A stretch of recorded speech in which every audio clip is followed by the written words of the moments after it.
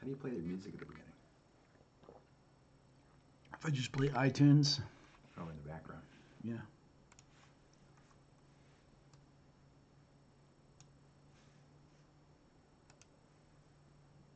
This. Gotcha.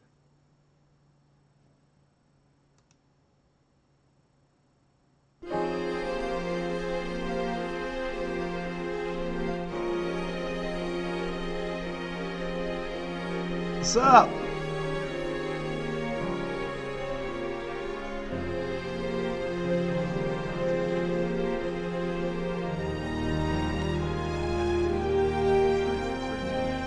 This is from one of my videos.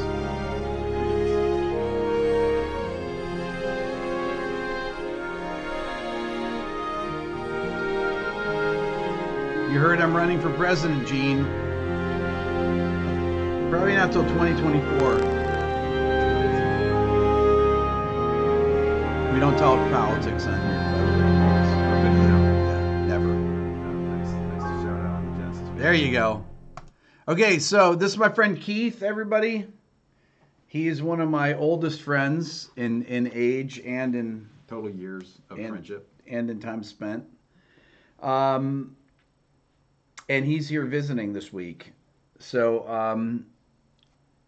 I said, why don't you come in and sit in? Everybody, hello everybody, Rob, Ryan, John, everybody, Miguel. Great to see everyone. Hey, Mark, Peter, good to see you. How's the keyboard working? David, Ronnie, good to see everyone. We're gonna have a fun time tonight in honor of my special guest here. So it's working well, very, very good. What's up, Eric? Hold on, I'm going to close this door. You do Phil here, Phil. Do Phil? Yeah. I hate open doors. So I think I listened to this Genesis tune almost as many times today as I did in college. Almost in the last 48-hour period. I drove him nuts with it. Yeah. With, years ago, I told Rick, I digitized my CD collection. There was a divorce. You don't want to know the story. Anyway, I digitized my collection, and hey, 5 Watt World. So the only CD I kept at that time in my life was Trick of the Tail. The one CD I kept. So I there's funny reading the comments on the video because I don't know why people expected me to do Susudio or to do Invisible Touch or something like that. Like, what? Like, why would I do that? Right. It's a different decade. Different decade. Altogether. Dance, and it's not dancing on a volcano, it's dance on a volcano. Dance on a volcano. But a lot of people always help call Steve it... with that. Steven. Yeah. Yeah, there you Steven, yes, dance on a volcano. It's also one of the coolest album covers. Yeah. I don't even know what the images are. It's things, people dancing around or beasts or whatever. I don't even know what they are. I never even looked closely. I actually did a drawing of the album cover and had it up in my dorm room in my freshman year in college. Just copied it. Well, I love Entangled and Ripples are two of my favorite Genesis songs of all time. Yeah. It was interesting to read people's comments about when that Genesis, I thought this was a really interesting one. Genesis was actually progressive until Steve Hackett left the band.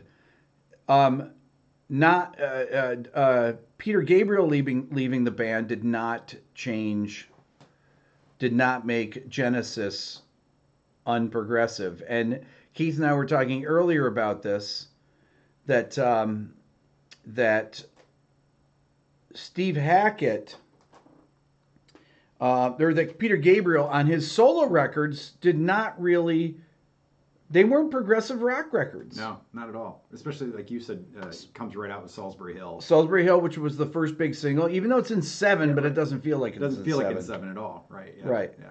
And I said that really Gabriel leaving the band really changed the theatrical component to their live shows, which was a gigantic part. And I think that was a big part of Gabriel leaving the band. There was a parting of the ways where the musicianship, well, I don't want to say that. Gabriel's an incredible musician, but the show itself wanted to be bigger for Gabriel. Well, he's an incredible musician, but in a very different way than Phil Collins. I mean, Phil Collins was just a brilliant drummer. I mean, incredible. Just amazing drummer.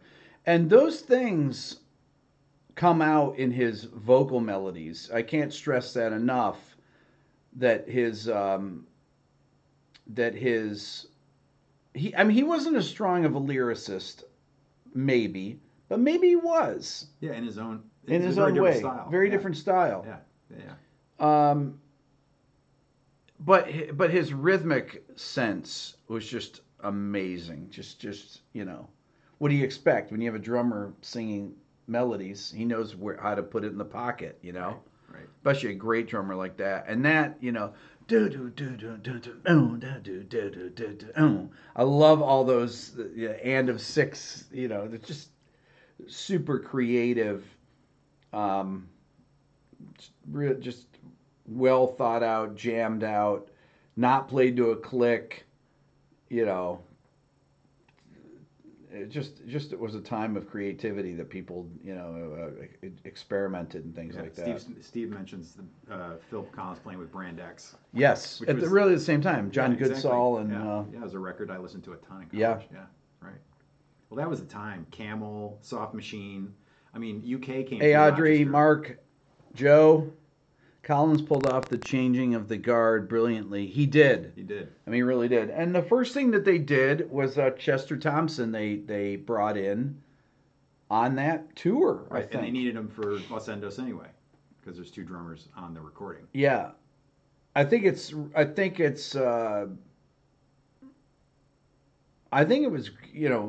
Phil was probably psyched to. I mean, he loved playing the drums, no question about it. Yeah. But to get someone else to, like Chester Thompson, that's a phenomenal drummer, to come in and play must have been fun. Right. Well, I told you, I saw them right after Seconds Out. He still had the big beard, like on the cover of Seconds Out. Yeah. He just had so much fun out front with the tambourine, with the streamers and stuff. It's like, it's just incredible time. Bill Bruford first. They brought in Bill Bruford on Trick of the Tail tour. Interesting. Camel. Yeah. I can't. Of that Genesis period, I mean, I love Wind and Weathering, which was, I think, just 1 year later. Wind and Weathering. Yeah, Wind and Weathering, yeah. It was right. 1 year? 77? And then Hackett left. Right. So you were in high school. Yeah, that was, Because Wind and Weathering came out when I was a senior in high school. I discovered that year, I mean, that's the year I started playing the guitar. Frampton Comes Alive came out, Trick of the Tail came out. That was a big year. Boston's first record came out. Right. This is pre-Van Halen. I remember having a store-bought cassette of Wind and Weathering, and then one of those single mono, tape decks that would sit in the headboard of my bed, and I would play that and fall asleep to it every night. Wind and Weathering every night. Yeah.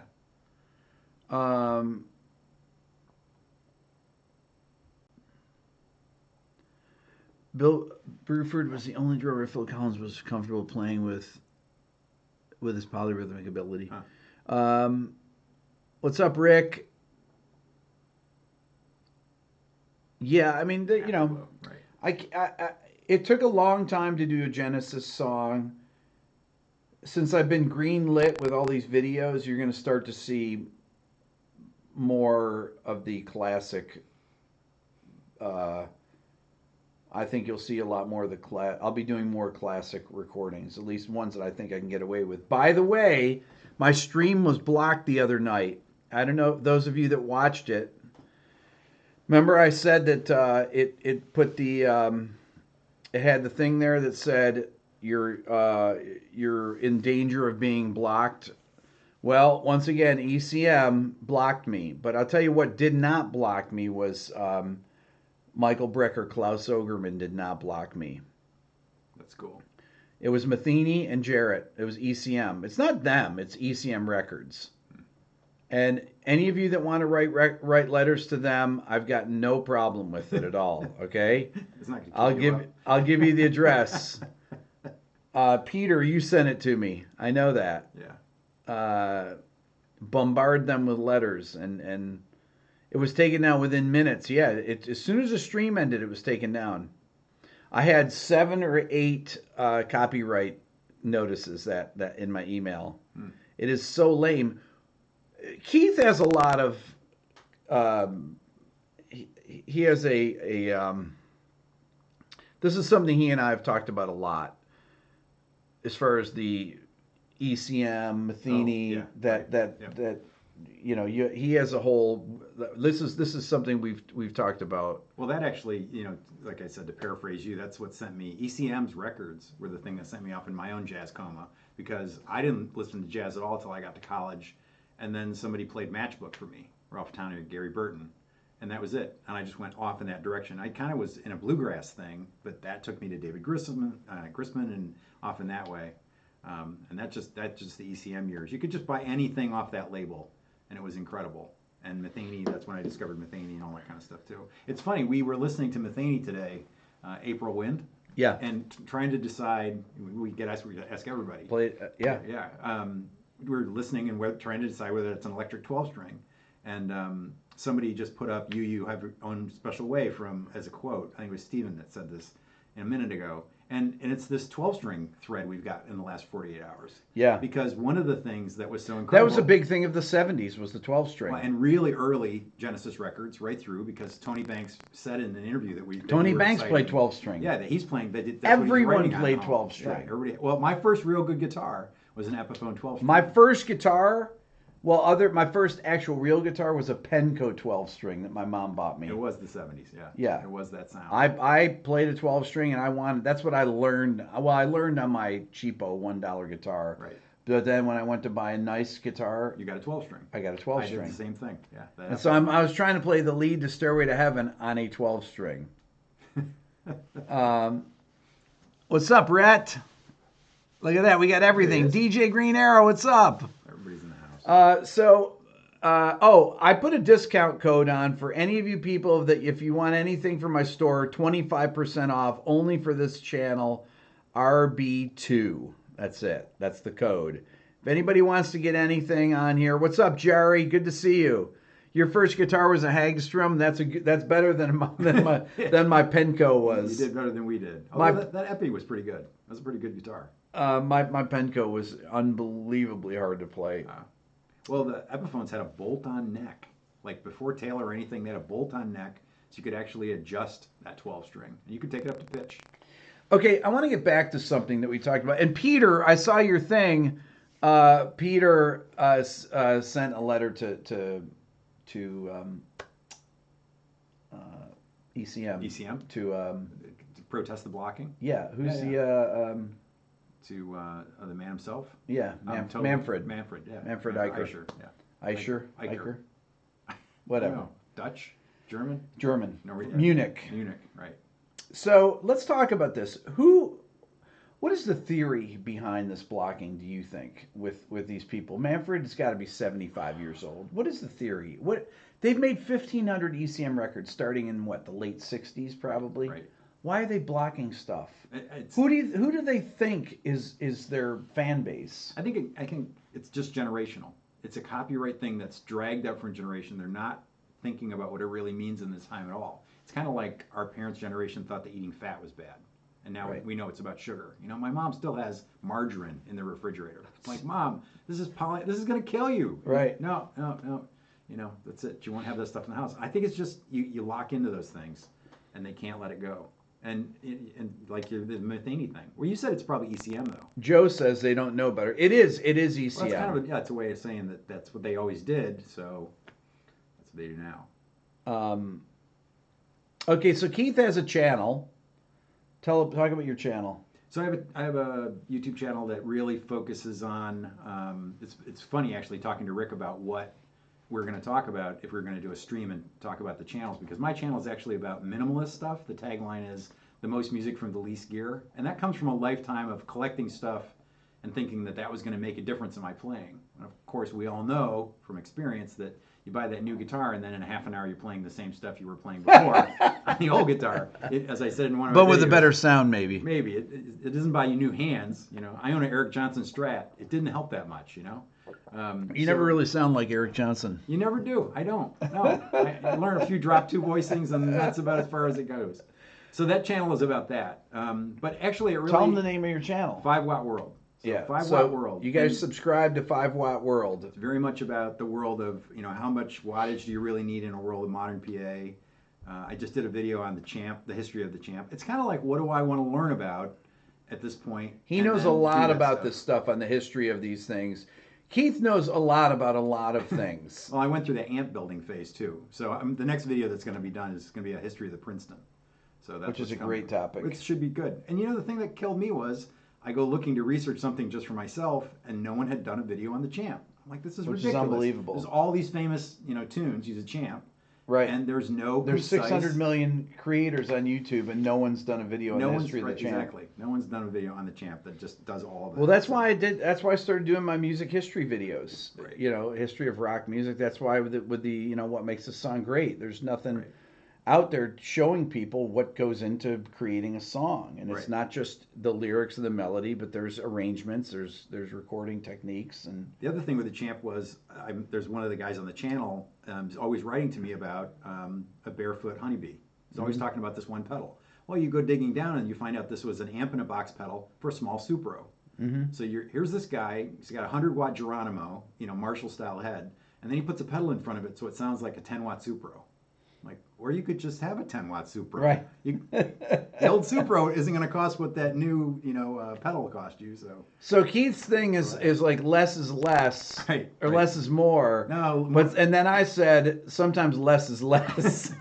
Less is less, but absolutely. So it's right. So Rick is still in producer mode.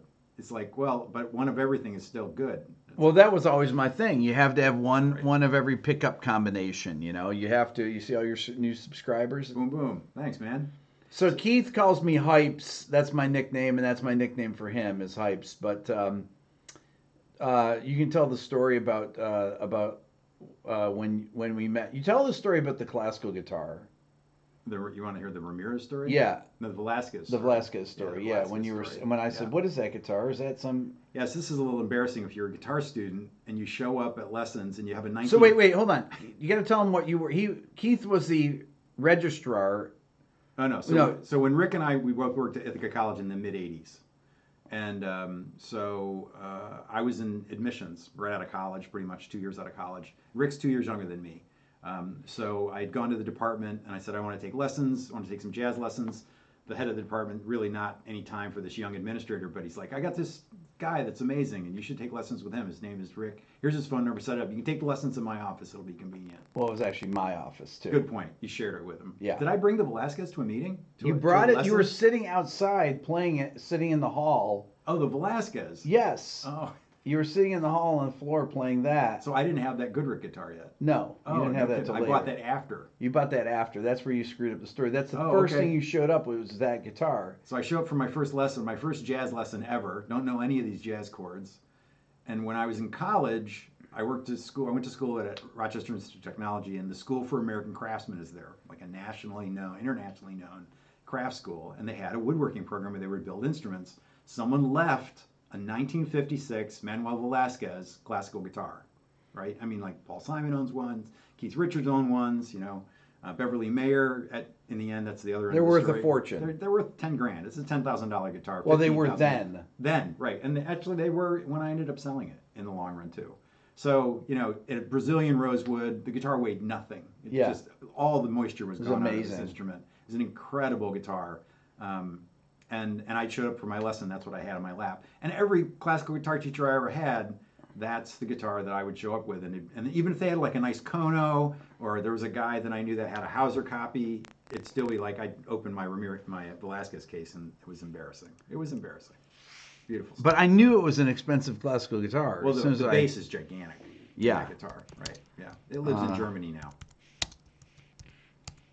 This is Keith's channel right there. Oh, he says I sound far away. I'll lean in. And the discount code for on my channel, 25% off, only for this channel here, is RB2. There we go. Since Aaron's not on here. So, I forgot that I brought that Velasquez to that lesson. Yeah. Yeah. What else? I'm actually working on a video on lessons where I'm talking about taking lessons from him and what that was like to have him just write tunes out from memory. Okay, learn this for next week. And I think he was going to go get a cop, something out of the filing cabinet, and he'd just write it out. Here, go learn this for next week. I always prided myself on never ever needing a notebook or notes or anything. Well, you told me just bring manuscript paper. Right. You're like, bring manuscript paper, and then you'd write the stuff out. So I have pages, what eventually became the Beato book. You would go, yeah, I'm working on these scales this week. Here, take these home. And I'd look at them, and I'm like struggling with my basic major modes, and you're handing me Egyptian, Eastern European. I'm like, what is this? What am I going to use? What do I play this over? I don't remember. Yeah, but I would never go into a class with a notebook or anything. I prided myself on doing everything from memory. Right. That was the thing. Well, and I remember I was in a guitar store in downtown Ithaca, in Guitar Works, and I was sitting there playing James, Pat Metheny, because you had written it out for me.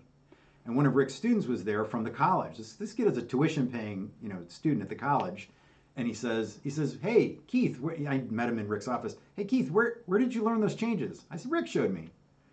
And he's like, "I've been bugging him for months to show me the changes for James." I'm like, "I don't know." So I go to my next lesson with Rick, and Rick goes, "Oh yeah, well Todd needs to work on his ear. You could have figured it out, so I gave you the changes. Todd needs to work on that, which is why I won't give him the changes." I'm like, that's a good teacher thing. Okay, so I'll tell you one of my favorite stories. I don't know if I've told you this of one of my students. I had this student that was kind of a wise guy. He was a nice guy and everything, but we'll get back to the memory thing. So he I won't say his name. That's a good idea. So he worked up at Pyramid or at Trip Hammer Mall. There's a music store up there, McNeil's Music. Yeah. So, anyways, this McNeil's has been closed for 30 years, right? So they got bought out. So this student of mine was coming out of the. You just you like the story, huh? He was coming out of the store with a brand new Marshall half stack on a dolly. In Ithaca, it was the middle of the winter, and it was a slushy day, and they'd put salt and everything on the thing. Ithaca. And he was really a wise guy. He was kind of a jerk, but I liked him. He came out and he stumbled on something, and the amp went forward into a slush puddle. It fell forward. The whole half stack fell over. Right into the water. Right into the water. The head tumbled into a puddle of salt water and slush. And I helped him get the thing back up. Oh, you were there. I was there. I was 5 feet away. It just couldn't. It couldn't. It just tumbled over. Yeah. Into it. Yeah. Like right into it. And I didn't laugh. I laughed after. The rest of your life. Every time you did a loadout. I know. I just remembered it just now. Just now. You're having a flashback. I'm having a flashback. Having an Ithaca flashback. That Trip Hammer Mall. So somebody asked, did Rick always have this memory? And the answer is yes. Rick has always had this memory. And we used to play a game where I would open the real book for him, and I'd show it to him, and I'd count to like 2001, boom, and I'd close the book. And completely random tunes. And I would actually ask you if you knew the tune title first. If you knew the tune, that was off limits. But I would just show it to Rick, and then he would just say the chords back to me so fast as to be able to speak it, smoothly. So I have a pretty good memory. Yeah, I have a good memory, but not for that. I'm still working on it. He has an incredibly good memory for quotes, poems. Yeah. Somerset Maugham says in The Razor's Edge, "I have a good memory for things that concern me." And I'm like, well, who doesn't have that? Like, if it concerns you, then it must be important. But I don't remember plot in movies. Anne would tell you, my wife's on the stream, that the fact is, like, I won't remember if somebody dies at the end of a movie, but I could tell you what they said, like, halfway through. I can actually watch movies a million times, even if I know them. I don't remember how they end, so it's easy for me to rewatch movies. I can also kind of delete my memory and pretend like I haven't seen something before. Really? Yeah. Where's the switch for that? I don't know. I just turn it off, and I just pretend like I don't know what's coming up next. that explains why Dylan is a genius. John Simon. I didn't know John Simon. We were talking about the Aceto brothers at who worked at Ithaca Guitar Works when we were there. Yeah, that was right before I got there. Well, I was just crossing over. John Simon. John Simon, DJ. I was there. I was there in '84, so I was gone from '84, and I came back in '87. But like Martin Simpson was around town at the time. Well, David Torn used to play around town. David Torn would be in town, and he'd be in the Guitar Works. Stanley Jordan used to play at the Nines Pizza. He'd come up from New York. They just closed. What, the Nines closed? The Nines closed. Oh, man. Annie and Ben and I got to eat there, and then they closed like 2 months later. What's the worst thing I ever dropped, Peter asked. Oh, man. Oh, well, I dropped a hard drive the other day that I spent 2 days backing up stuff, videos on. Oh, right. You said you unplugged a hard drive and it crashed. No. Oh, no? I had a 10 terabyte hard drive that I filled up that was sitting here on a table, and the power cable got caught on the lip of my shoe, and it came off, and it flew up in the air this high, and it came down, and it was dead. Yeah. After 2 days. DJ says he remembers the Aceto brothers. Eric Aceto went on to build prototype violins and cellos and stuff for Ned Steinberger. He still does that kind of work for Ned Steinberger. Or the Lady in Springsteen band has a photographic memory. Did you play electric guitar in King Konga's? Yes, Ethan. I played electric guitar in King Kong. I played a lot of stuff on King Konga's records. Dan is one of my dear, dear friends. And I loved working with King Konga. It's good to hear names David Torn and Stanley Jordan. Yeah, it was David Torn had a band, the Zobo Fun Band, which was a great band early in the 80s. That's a good memory. I don't remember that. Yeah. This is before Torn did the stuff with Mark Isham. It was all around that same time. Yeah. Because we were listening to Isham, and they were just kind of parallel. Yeah. Clouds About Mercury and stuff was around that time. Yeah.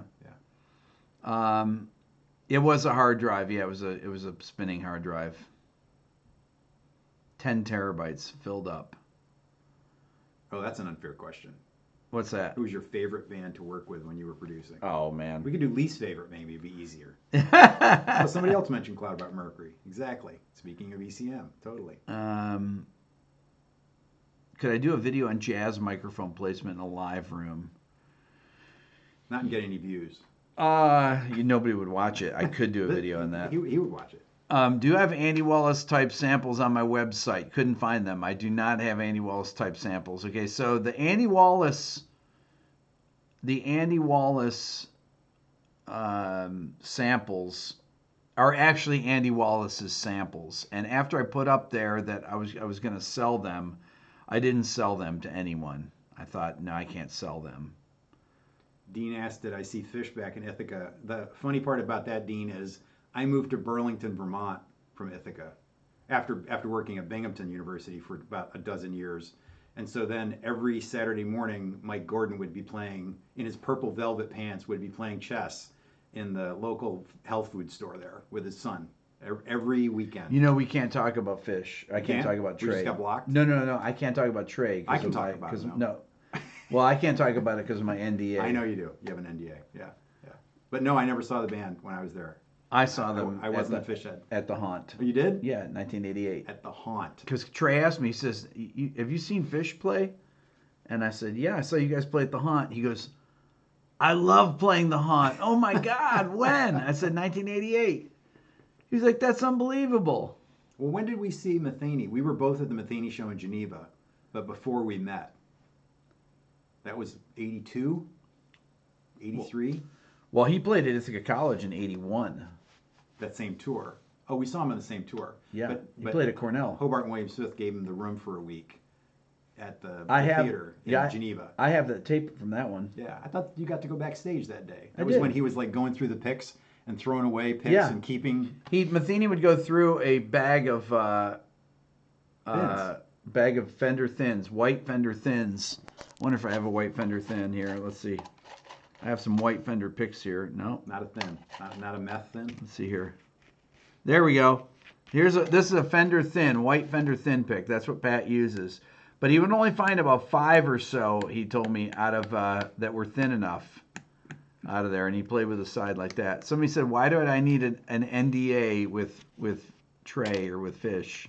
The whole thing about an NDA is you can't talk about why you need an NDA. Well, all I can say is, why would you need an NDA? I've never signed.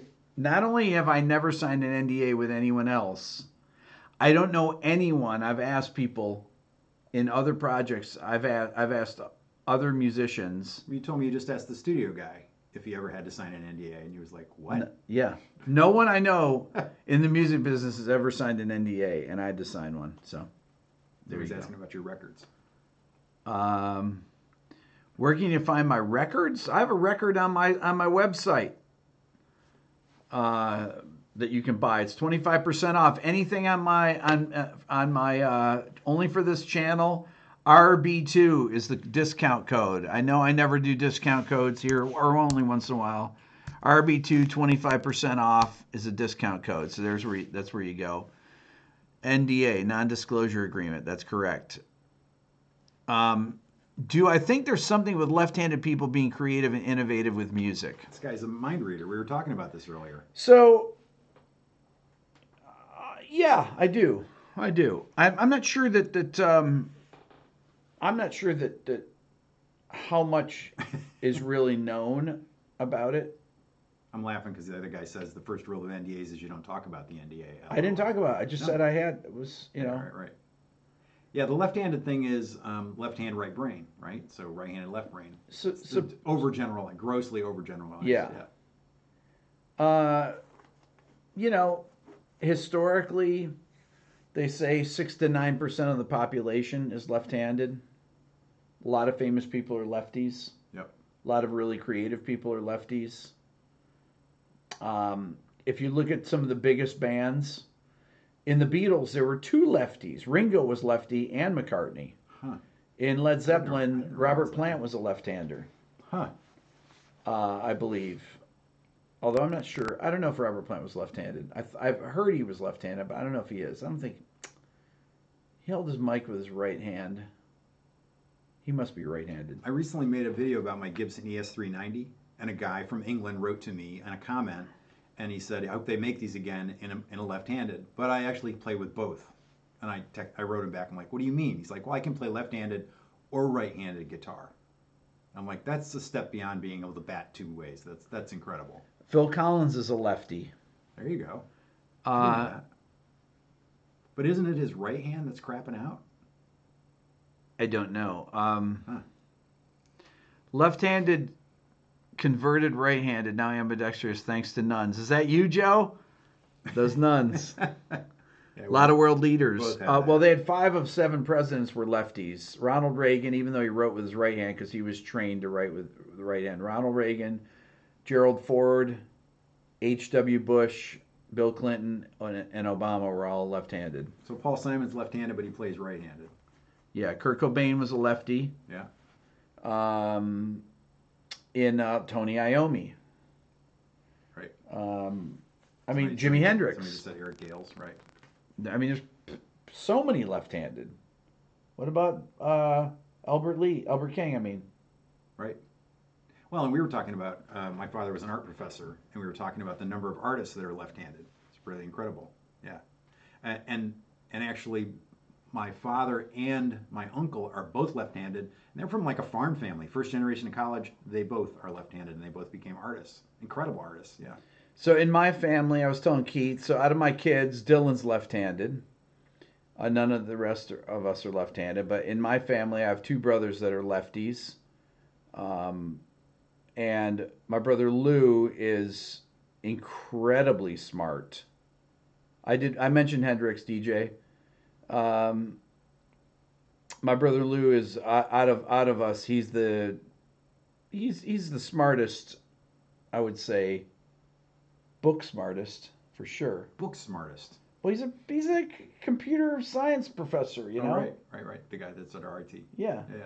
He's got a master's in electrical engineering, and then my brother Ray is very, very creative. Okay, wait. So, type in the chat here. Everybody, type in here where everyone is from so that Keith can see. I want Keith to see where everyone's from. I want to see where everyone's from on here. I was just talking to a guy named Will, who's been following the channel for a couple of years and didn't know that I had this second channel. There you go. Okay, so here we go. Israel, Chicago, Boston. Whoa, Russia.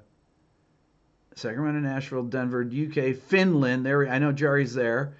Lynchburg, Canada, Indianapolis, Canada, Iowa. Oh man, that's moving fast. Keep going. Edward Island. Newfoundland, Argentina, Louisville, Brazil, Sweden, Burlington, Quebec City, they just say Colorado, Brazil, UK, Sweden, Indiana. Let's see here. UK, Xanadu. Come on, Jeff. Maine, Venezuela, Morocco, Santa Fe, Saturn, Georgia, Mars, Denver, Mexico, New York, Houston, Auckland. There we go. Japan, Somerville, Sydney, Australia. Unbelievable. Binghamton, Croatia. There you go. Shout out to Binghamton. So they know McNeil's. So what else? What else, Hypes, do we need to talk about here? Well, we were talking about earlier, I think one of the incredible things about Hackett is that he had that whole spell after the band where he went all classical, played, Ramirez, that's all he did a couple classical records, grew his nails out, and never went back to a plectrum. Well, I was saying to Keith that Hackett was really a rock guitar player. Right. Like people think, oh, Hackett's just a 12-string guy. It's like, no, man, he's playing all the lead stuff on there. Yeah. Right. All that stuff.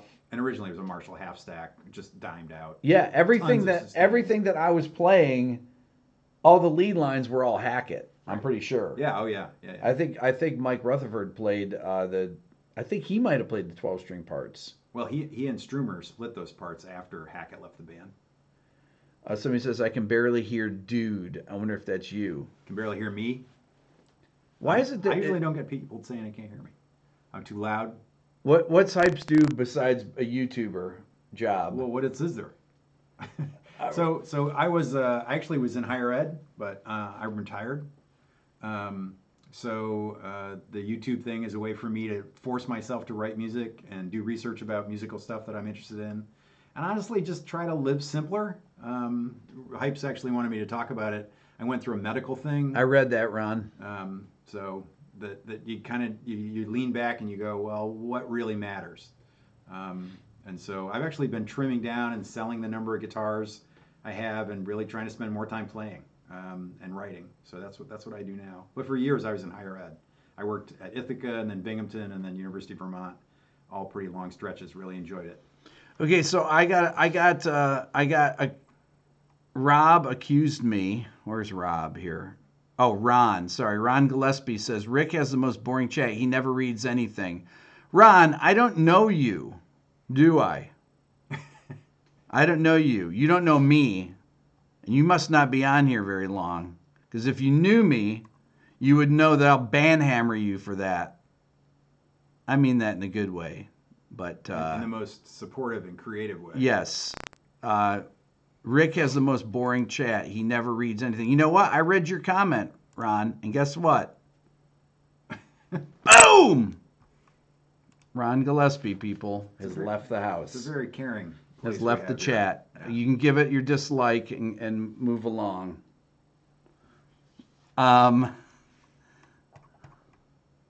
What's Keith's favorite 5-watt amp?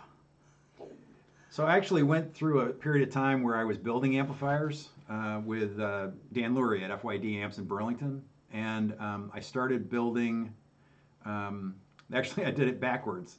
I built a JCM 800, but point to point, not on a PCB, with mercury magnetics and everything, and upgraded everything. And of course it was amazing and crushingly loud. And then I built a champ, a desktop champ. So it's kind of hard not to just use the champ power section. And then I built a Silver Jubilee with a 5-watt power section. And then I built an Overdrive Special with a 5-watt power section, which actually is Dan's regular Sunday amp now, still. Years later, he has mine. Yeah, I did say I worked with Anne Murray. No, my wife's name is Anne, Stephen. But that's I can see that it's hard to hear me. I understand that. I'm sure my wife's on the chat and she'll chime in and correct all that. So I'd say it's kind of hard to beat a champ. And either the blackface champs or the silverface champs, but anything in that ilk. Dan actually built me a champ with, basically it's a super reverb with a 5-watt section. It has the whole super reverb preamp and then a 5-watt power section. And that's an amazing thing. What's your last name, Keith? Last name is Williams, Keith Williams. Why would anybody need to know that, Michael? When I worked with the band Shinedown, the singer's name is Brent Smith, and I said, "What's your last name?" He said, "Smith." He says, "I have the most boring name in rock and roll, Brent Smith." And I said, "Yeah, that's true." You're right up there. One of the times I came here to visit you, and you were still producing. Okay, wait. 13 years ago. Rick, please reintroduce us, your guest. Okay, so this is my friend Keith Williams. Keith and I have been friends since the 80s. Okay, we've been friends for 30 years. The last time we saw each other in person was how many years ago? Like 5-6 years ago. 5-6 years ago. The youngest wasn't born yet. Yeah, Layla was not born yet. He has a YouTube channel called 5-Watt World. My disc is almost full. Look at that. I got to do something about that. I know. And by the way, I have a discount code for anybody that's joined us recently. 25% off for this channel here. Anything in my store. It's RB2, Rick Beato 2, like second channel. That's it. It went by. Somebody asked quickly if I was talking about a Champ 2, which is a Rivera era Fender. It was a post blackface. I wasn't talking about that. Actually, I'm talking about the 5-watt Champs, the early ones, which really were discontinued in '81. But watch the video. I've got all of those Champ details that you might want. There's one error at the very beginning because the earliest Champs used a different preamp tube, because they were all octals at that time. HK asked if I could play any rock legend's guitar, what would it be? Well, I played it. I played Peter Frampton's guitar. His 3 pickup. Yeah, I always wanted to play that guitar. When did you play it off the video? Yes, I didn't. We didn't have the video. Camera running for that. I said, "Oh my God, that's the guitar," and he just went like that and handed it to me. And I played it for about 10 seconds or so. It played so well. What's my opinion on musicians union? Depends on where you live. Okay, so I got accused by the guy Banhammered, whatever his name, Don Gillespie. What was his name? Yeah, Gillespie. No, Ron Gillespie. It's a good porn name. So my next door neighbor growing up, Mr. Gillespie, was Don Gillespie, actually. Oh, okay. So it's confusing. Yeah. The Gillespies, though, they had two twins that were twin girls that were my age that we used to play together when we were little kids. But anyway, so Ron Gillespie accused me of not reading the comments section. And I told Keith that I read every comment of every single video every day. Yeah, which blew my mind because, I have this small channel. So one of the things I said to Rick, he's sitting at the table and he's looking at his phone. He's like, I'm reading comments. And I said, well, how big did you get before you couldn't read all the comments? And he goes, I'm never going to be that big. I read every single comment. Now, you might mean we can't keep up with the stream. No, I watch every comment on here. He reads them all. I read every comment in the chat. Just because I don't respond to everyone doesn't mean that I don't read them. Well, I'm looking right at them. Yeah, you couldn't keep up. But the thing that blew me away was he reads the comments on the stuff from years ago, from the first Every videos. comment that goes on my 630 videos goes to my Creator app. And Tom, you said I'm the best at reading your comments and returning emails, but your last email you sent to me, I still haven't responded to. You remember that? I remember that. I've not responded to it, but I will. Rick once chastised a comment of mine. You felt honored. There you go, Mike. Well, then now you know. And Tom, my day's going great, but I literally read every single comment on every one of my. Oh, Rick responds. Believe me, I respond. I responded to comments today. Absolutely, yeah. Every few minutes. And when I try to think of the best insults that I can. And to me, there's a creativity in that. I'll respond if it's something, I respond nicely too, right. But people that are wise guys, I respond appropriately to. Appropriately in kind. In kind, as yes. one might say. I bet you can't read this. Well, I can look at it. Tom, I don't know how you do it. HK, thank you so much. That's awesome. Question for Keith. Any bands you played with, toured, recordings? Not a one. Actually, that's not true. So I had a weekly jazz gig, as horrifying as this might be to my jazz instructor. I actually had a weekly jazz gig when I lived in Binghamton for 4.5 years at a place called the Lost Dog. And so, no, and they actually did a record years later. The amazing thing about that was I left the band after 4.5 years, moved to Burlington, handed the band over to the saxophone player and the piano player.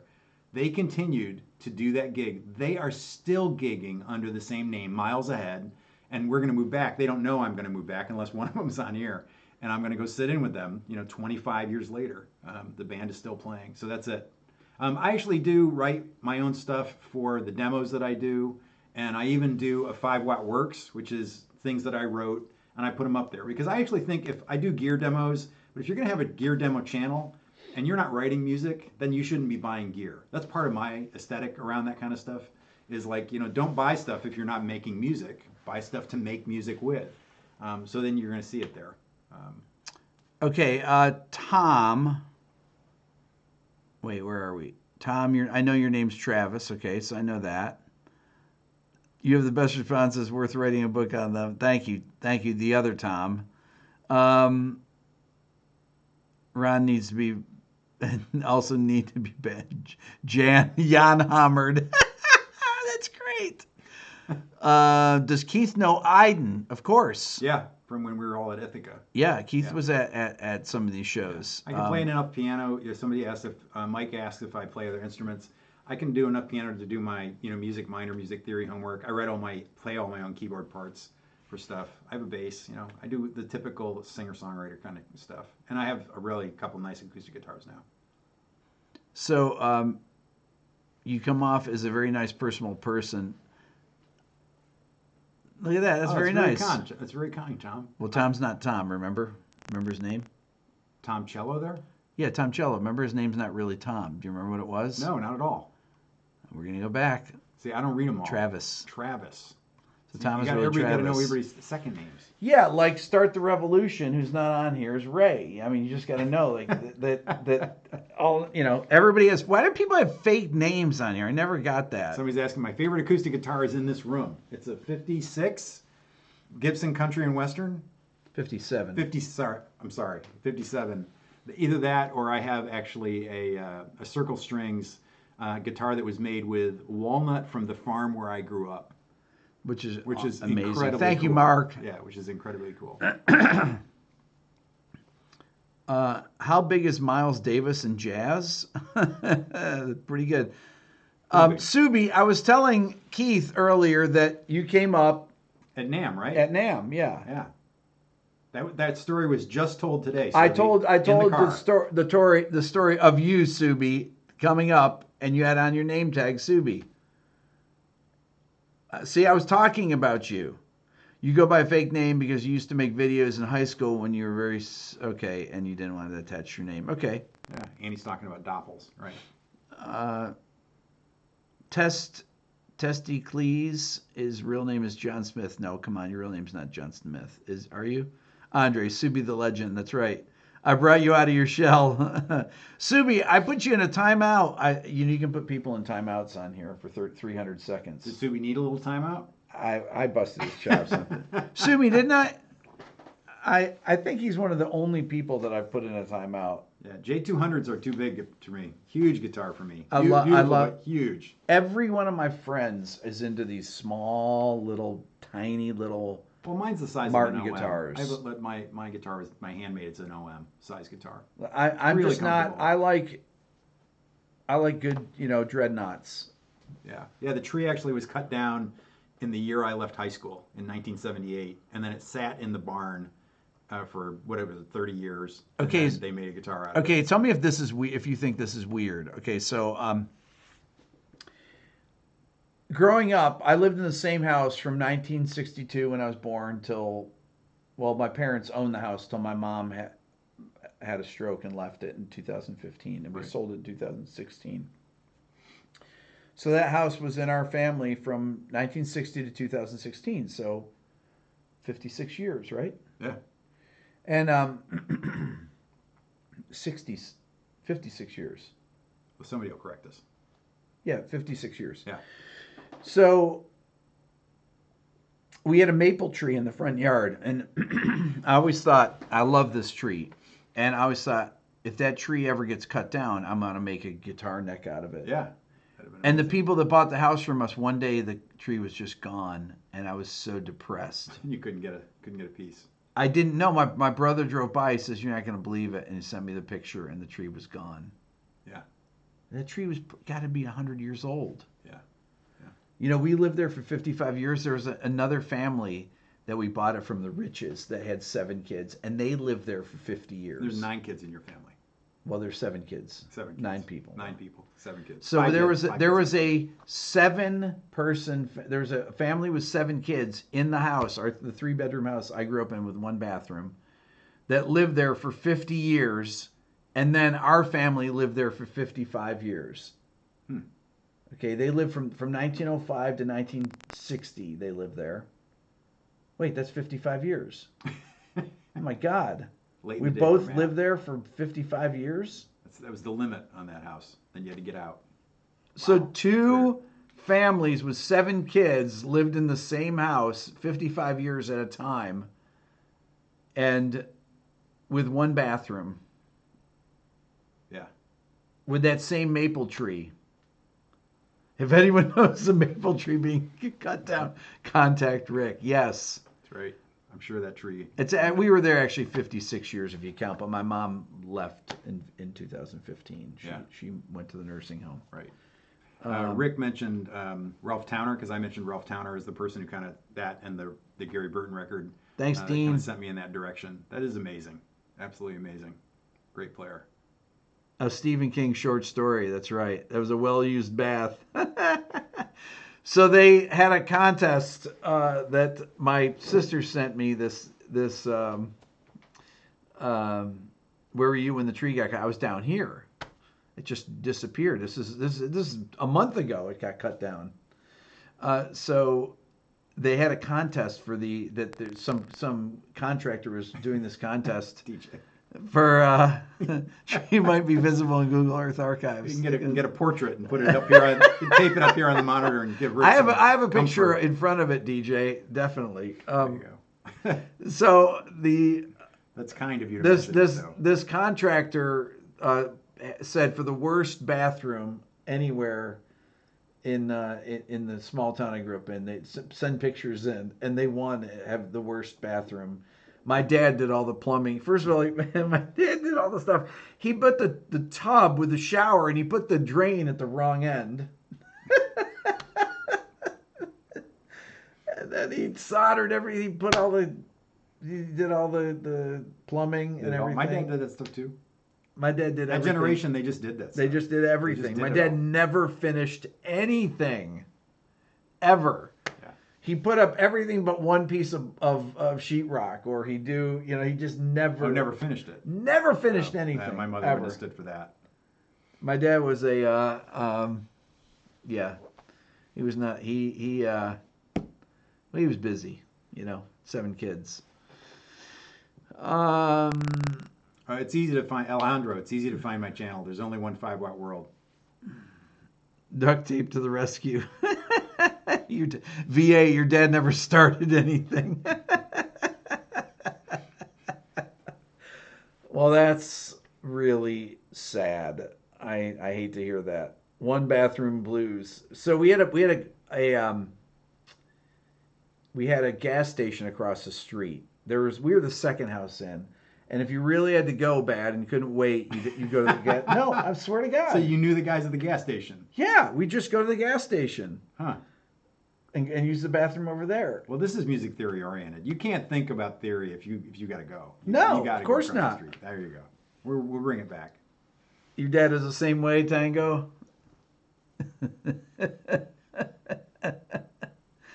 Oh man, I mean this is pretty funny stuff though. But I figure that there's the link for 5 Watt World. Thank you, Joe. Always count on you. Yeah, Mike, that's good. They did a couple guys did it. Right? Mike, Boom, boom. thank you. Look at that. Thanks a lot. How much lyric writing did you do for the bands I worked with? How much lyric writing? I would, when I needed, when something needed to be changed, we would work on it together, typically.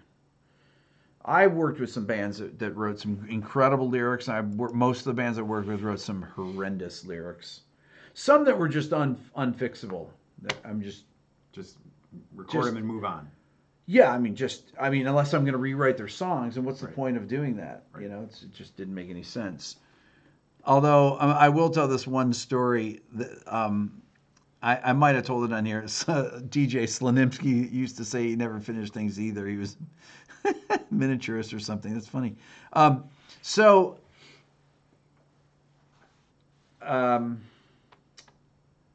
man, don't tell me I just lost it.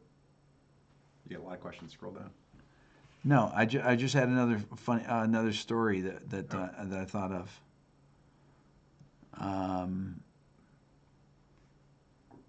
Let's see, Meadows. Things you did with lyrics. What did you change? Here's my dumb lyric story. So I worked with this band where the singer was a real airhead. And the head of A&R at the label hated the band.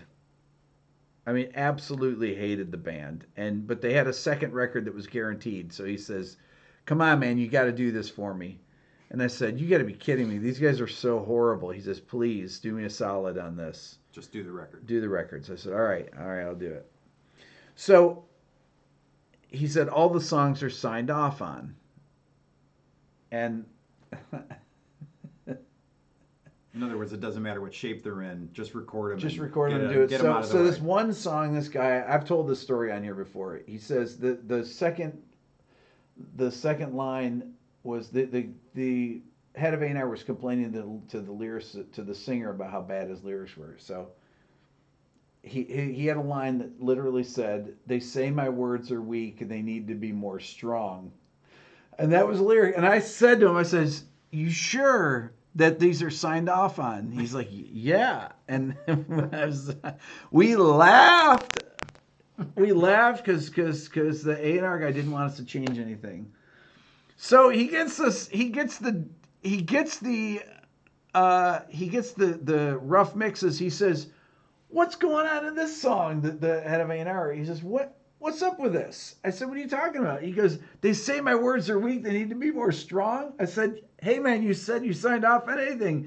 He said, "That's the dumbest thing I ever heard." And I said, "I know, we've been laughing about it for 2 weeks." But we're he done. says, "They say my words are weak. Your grammar's weak."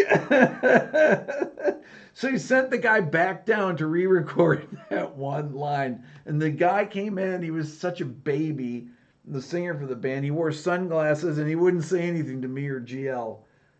And he sang the new line. Really? Yeah. And then he left. That was it. That was it. That was it. They literally flew him in to sing one line. Subi says they changed it to more stronger.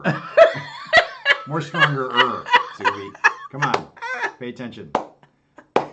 And then nothing happened with it. I mean, what's the difference? They should have left it. They should have released it as a comedy album. Man. Wow. Save money, though. They say my words are weak. They need to be more strong. They need to be more stronger. I think that's right. They need to be stronger. They say. You just name the names. Don't beat around the bush. Well, you don't have an NDA with them. You could just talk about them. No, I don't even want to mention them. Did I ever consider just calling him stupid?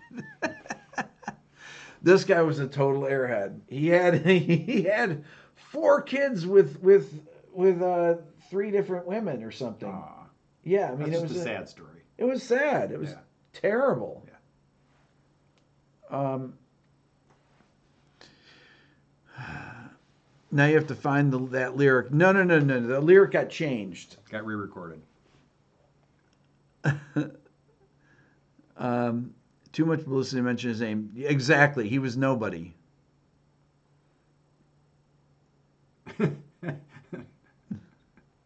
The strongerest word. Strongerest. Oh, when I want to, if I'm looking for, Ralph Towner said Corning Broadcasters. Yeah, I heard about that. Did you see there's a big article in Fretboard Journal where Nels Klein interviewed Ralph Towner? It's endless. It's like something from Vanity Fair. 20 pages. I would like to. So long. And it's current. It's like I'd like just to last interview year. Ralph Towner. Yeah, it's fantastic. Question. He You're lives in in the Rome music now. producer bedroom and jam with people, but I never played live in 3 years of college, so that's your top priority. What advice would you give you? Get a band, rehearse, and go out and get gigs. Boom. His words are so strong, he doesn't need grammar. Can't get over, they need to be more strong.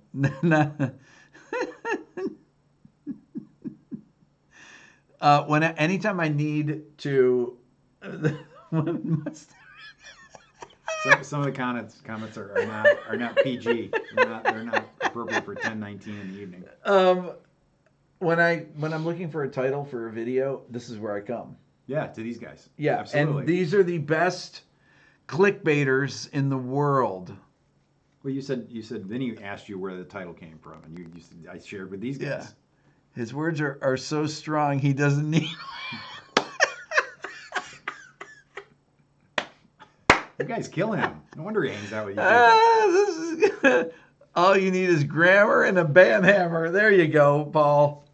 You're getting all worked up. He's going to take his hoodie off. Garrett, that's right. These are the clickbait generators here. Seriously. Like These are the great app. grammar hammer, bammer, slammer, jammer. Okay. This is really... Vinny loved the title. No, Vinny loved the title. It's Vinny with I-E, though, Aaron. Yeah. Harder, better, faster, more strong.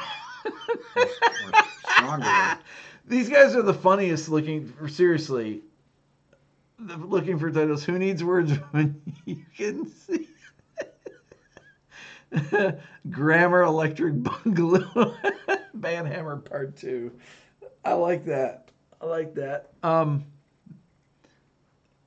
I'm trying to think of some of the. I have a whole huge list.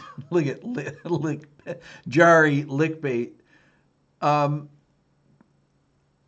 He needs the sound of silence, exactly. Lickbait. I like that. Maybe his real strength was music theory. No. Missed his calling. No, honestly, the last I heard, he was actually digging ditches. I mean, when there's great musicians like the guys from Crowfield who aren't doing music. That's right. Yeah, there's killer players who don't work in the field. What doesn't kill you makes you the more strongest. That's good, Ronald. Wasn't he? You know what? He was a phenomenal singer. I mean, absolutely one of the best singers that I've ever worked with. That's the irony of it. He couldn't write. Oh my God, he could sing anything. He was so good. And I kept thinking, why do they give a guy like that voice, and with no brain? Was it his band? Did he own the van? No, he was in. He owned the van. He owned the van? This live check is off the hook. Kelly Clarkson is the man. That's not nice. Marcel Marceau's greatest hit, Sound of Silence. Okay. Don't let him sing anything. What's up, Dave? We're having a great night. He did sing anything. I know, he literally did sing anything. Oh, boy. I have to go back and listen to that record again. Maybe after I leave. The besterest singer. That's it. He owned the band. He owned the band, yeah. Or the band. He owned them both. Would you call him top 3 singer and bottom 3 lyricist from the people I've worked with? No, the bottom lyricist, maybe the top, could be in the top 5 singers. No, probably top 10. I've not heard Martin Johnson's new band. Martin's a great dude. I worked with Martin a few times. I wrote a few songs with him. I wrote a song on one of the Boys Like Girls records, and I think Martin's awesome. I've not heard his new stuff. I need to check it out. All right, so I think we're good for tonight. You guys are the best. Subscribe to Keith's channel, 5 Watt World. If you want anything in my store, support the channel. I got the 25% discount for this. RB2 is the discount code. Here we go. RB2 discount code. 25 off. OFF. There you go. Thanks everybody for the nice welcome. And you're really polite and don't write the strongest stuff. I will share my arrangement that Rick did of My Funny Valentine. He was over at my house one time and I was playing this arrangement. No, you won't. And what are you talking about? I can't share that? No. Yeah, I'm going to give it away. Oh, in that case. I'll put it in my video. There you go. I was playing this arrangement and Hypes is like, wow, that's killing. He's like, yeah, it's your arrangement. Oh, I like those voicings. Those are nice. It's yours. It's always yours. That's it is. Okay, thank you so much, everyone. Good night to everyone all over. Thanks a lot. You're the best. Let's see here.